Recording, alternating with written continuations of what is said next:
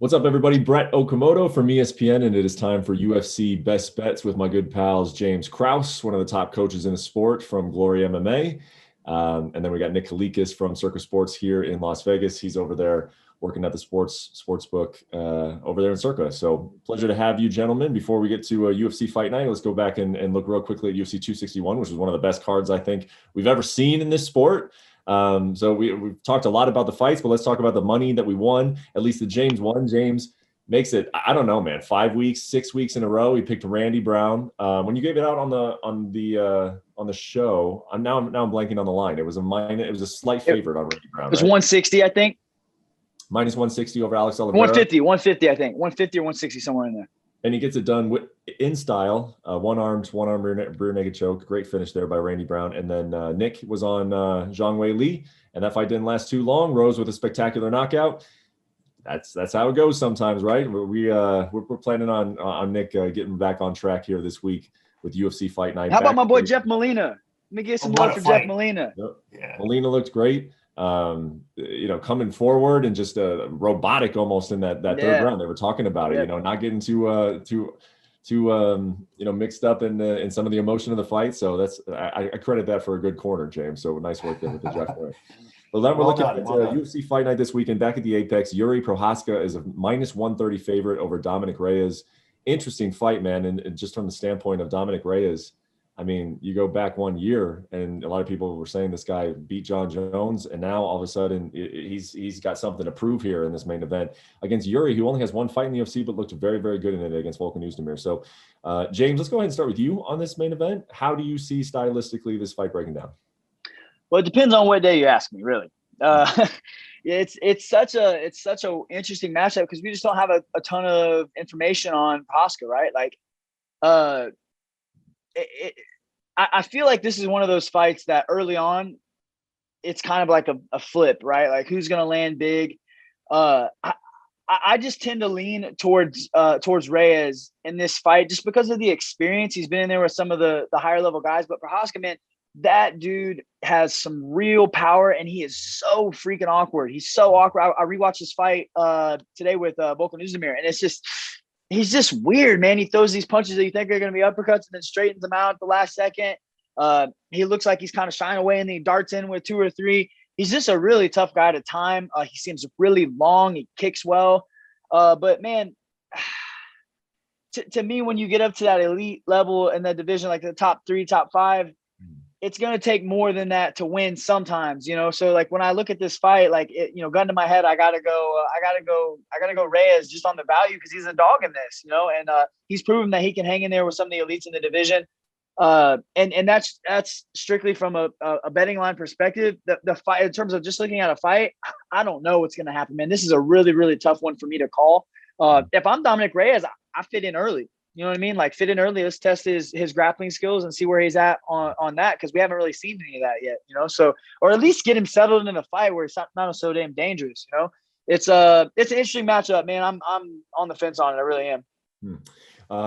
Nick, so this fight was originally scheduled for February. Did it come out with an opening line? Or have you noticed any major line movement when we look at this matchup? Not too much. I mean, Prochazka opened around, I believe, minus 120. Let me double check here real quick. Actually minus 130, and he's sitting around minus 125, minus 130 right now as well. So there's been a lot of two-way action.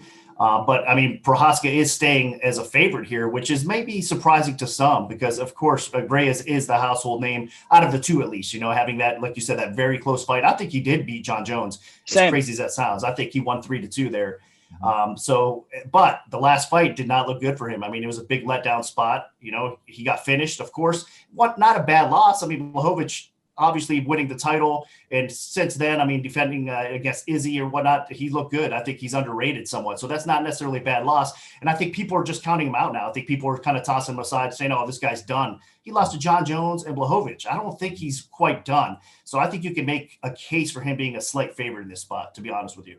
Yeah, this is why it's good to have both of you guys on with your different perspectives, right? Because I think from a line perspective, to me, maybe we'll look back on this someday and say, oh, there was value in Prochazka because he really is just that good. But we don't know that sitting here right now. We just don't know that about him. So I think if you look at it from a value perspective, it's got to be, the value's got to be on Reyes right now, right? Because he's coming in off of a poor performance, but against a guy like you just mentioned, Nick, who's Jan. We've all been sleeping on Jan. You know, that guy's really, really good, and he was coming off a situation in which he thought he beat John Jones, and he thought he was going to rematch with John Jones. Then John Jones leaves the division. Like, it's just a tough. It's a tough to go from thinking you beat John Jones to now I got to fight Jan Blachowicz and no one thinks he's that good. That's just a tough mental situation to be in, right? So we might arguably be coming off of Reyes' worst performance of his career, and we might be coming of this situation where Prochazka kind of opened our eyes a little bit with a great performance over Volkan, but we don't know how good he is yet. So James, when you kind of look at there might be value here in Reyes, I guess it's a case by case thing, and you never really know. But where are you just in terms of where he might be at mentally? You know, having the year in which he had and coming off of a loss to Jan. Like, if you're trying to think that, like, am I going to get the best version of Reyes? Like, how do you go about? What do you look for? Well, time tells all, right? Like, so looking back on that, I'm sure it was, you know, from a fan perspective, like you said, everybody wrote him off like, oh, he lost to Jan sucks, blah, blah. Well, Jan just beat Izzy, you know what I mean? So that guy's pretty good. You know what I mean? Like, so now it's not so bad, right? So he lost to John Jones. I mean, arguably pound for pound, the greatest fighter of all time. And then he just lost to Jan Blachowicz, who's the current 205-pound champion. So, and also just beat another top pound for pound guy in Izzy. And I'm not ready to write the dude off yet, man. He's a competitor. I've shared a locker room with him before. And the dude is mentally sound, you know, and he's a competitor. He knows how to fight. It's not that part that I'm worried about. It's the trickery and the Jiri. He's very dangerous, right? He can end a fight like that. Like, if you're a creative character on the UFC game, his danger factor is a 99 because he can, you know what I mean? He can end the fight at the blink of an eye, and he's got the eraser in both hands and kicks. You know, he's got multiple ways to knock you out, and he's just so damn awkward, man. It's just weird. He's a weird guy to fight. Hard to find out there because he's long. He doesn't do what he's supposed to, you know, and he's weird. So for me, it's not about is Reyes ready mentally, because Reyes is a competitor. He's been competing at a high level, not just in MMA, but I think he was a D1 level athlete as well, right? Like, so this dude's been competing his whole life. You know what I mean? Like, this is nothing new to him. But to me, it's just the trickery and the different of Jiri that is going to bring to the table that I'm kind of worried about. You know what I mean? I think the longer the fight goes, the more it favors Reyes, just because his experience. He's been there with John Jones. You know, he's been there with the best. So, like, the longer this fight goes, the more I lean towards Reyes. And you mentioned, James, that you wouldn't be surprised if he looks to take it to the ground, which I wouldn't be surprised either. I mean, that's one way to eliminate that danger factor you're talking about, is to just take the fight to the ground. If he's unable to do it, though, and as long as this is a stand-up fight, how do you deal with that sort of awkwardness? Do you deal with it with pressure, because then you can sort of control it, because you don't want to be caught looking at him, right? Or like, how do you anticipate his strategy, Dominick's? What do you think his strategy will be on the feet? If I'm Dominick's coach, I say, listen, I don't even care if we get him down, because that's not important to get him down. The point of getting him down is to close the space, right? To take away the danger factor. We can do the same thing on the fence. You put him on the fence too. And the fence is like this purgatory where you can't open that kickbox, but it's also not on the ground either, you know? So it's like an unknown, it's like uncharted territory for a lot of these guys. And especially the guys with good open mat kickboxing like Jiri has, a lot of times they don't know how to strike from the clinch.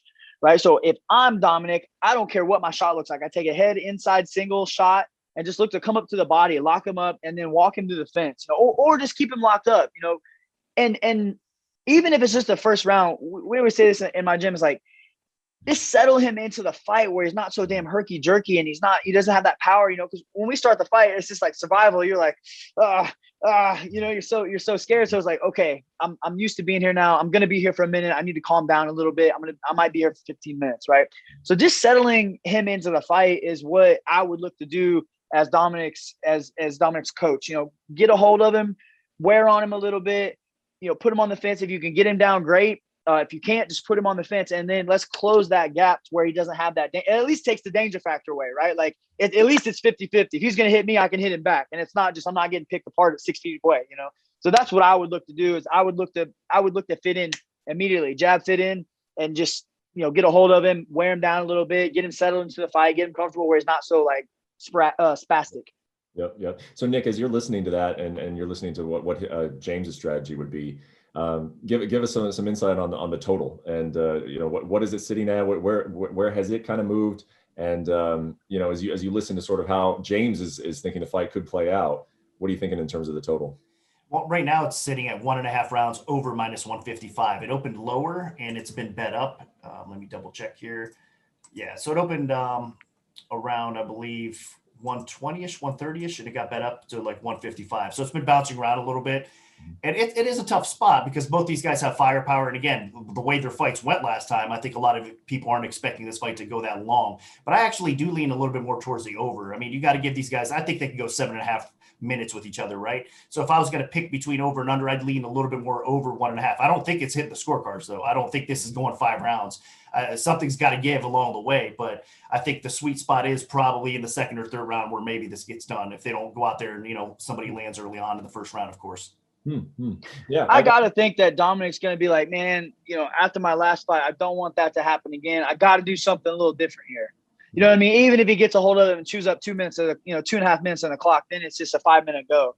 Or if he gets him down and rides the round out, there's still 20 minutes left. And that's another thing. Over a round and a half in a 25-minute fight, I got to think these guys are going to start a little slower than normal. You know what I mean? Like, you don't start so – and I could be wrong. This Jiri dude's a psychopath, so maybe I'm wrong, But typically, you're fighting 25 minutes. You're not in a hurry to get started.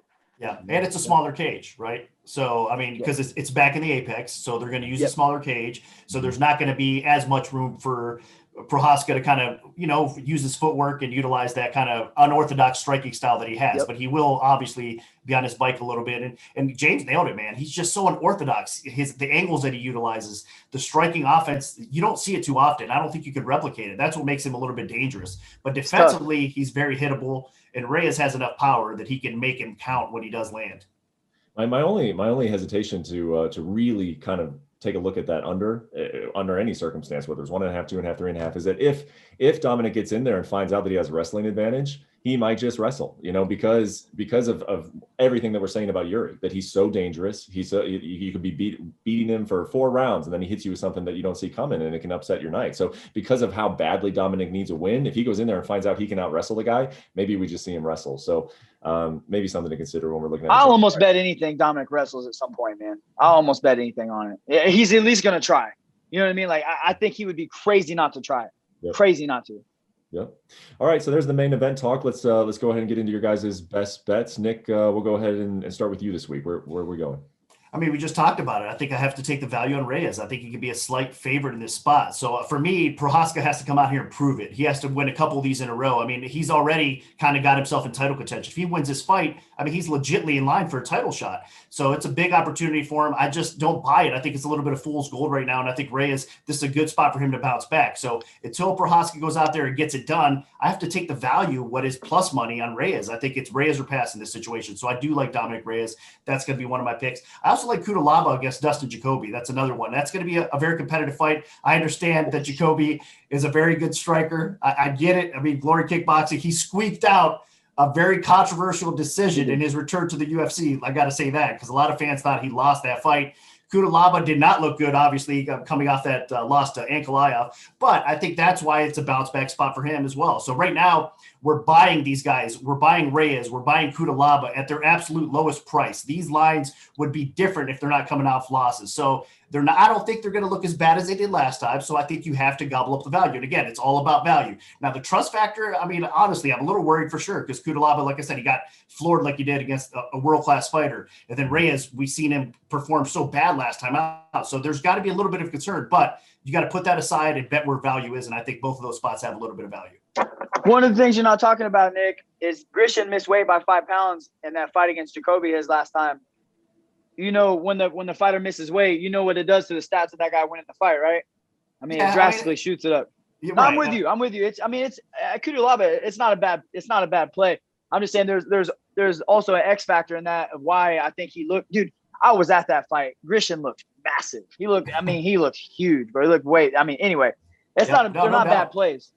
They're not bad plays at all. James, what are your plays this week? I'm gonna go with one that I really like, and that's Giga Jikazi. Man, Giga for me is a guy that's won me quite a bit of money. He's consistent. him and like the two that come to mind are him and Ricky Simone. Like I almost always bet on these guys, and it's because they're consistent. They always come in shape. They're both durable. They both are well-rounded. The thing that worries me about Giga here is, Cub wrestling a little bit, because Giga has shown in the past that he has had a hard time stopping the takedown. But we've seen a drastic improvement in that over the last year or two. And his striking, glory level kickboxing, I mean, his striking is really, really good. And I think he's just going to be, I love Cub, to be honest with you guys, but from a value perspective, I just seen Giga at minus 150. I don't know what he is currently. I just seen him at minus 150 not too long ago. So I have to lean towards Giga there. I think he's going to get it done. He's a tough striker and tough matchup for Cub, in my opinion. Yeah. That's interesting, because I actually thought that Giga would be a higher line, and he opened at 200, I think, he was. Yeah. He was. Okay. So yeah, because when I was kind of like you, James, and when I looked at the line, not that I don't really have a side on this fighter, an opinion in terms of who holds the stylistic advantage, but I was just surprised. I figured it would be closer to 200, because Giga is coming off of a great year. I mean, he won 4 fights, I believe, in 2020. Yeah. He's one of the standout guys in 2020. He's coming off of a first round knockout, a highlight reel knockout. And Cub, it just almost kind of seems like we were just talking about Dominick Reyes, where people are sort of not believers in him. And even though he's won his last 2 fights, he hasn't been super active. He only fought once last year. Of course, he's getting up there in age. I anticipated the public to be more on Giga and the line to reflect that, but you're telling me that the line's moving the opposite way, huh? Nick, that's crazy. Yeah, well, I mean, Cub plays spoiler. You know what I mean? He's that savvy vet. He's got not just his wrestling. That's what I think people are fearful here in this spot against Chikaze, is that he probably will try to take this fight to the floor. And Chikaze, even though his takedown defense is improving and he's getting better, which that's what you want to see in strikers with that caliber. But I think that Cub also has some power, man. I mean, you cannot sleep on him landing and hurting people. No. He's done it time and time again. So he's got enough power on the feet that he could possibly catch Chikaze, but I don't think it's going to be a good fight for him. He's going to want to mix things up and take it to the floor. So I do lean Chikaze as well, but the betting public and the sharp money that's coming in, because there is some sharps mixed into this price betting on Cub Swanson. We're going to have two-way sharp action, because as the price drops a little bit, I mean, there's going to be sharps that do take Giga on the other side of it too. So this is just going to be a really good action-packed fight. I mean, even at the betting window, there's going to be a lot of money on this fight. So, but I think that's why people are betting this line down a little bit, because Cub plays spoiler. And it's another good spot for him to kind of come in and, snipe off the person that's on the rise a little bit.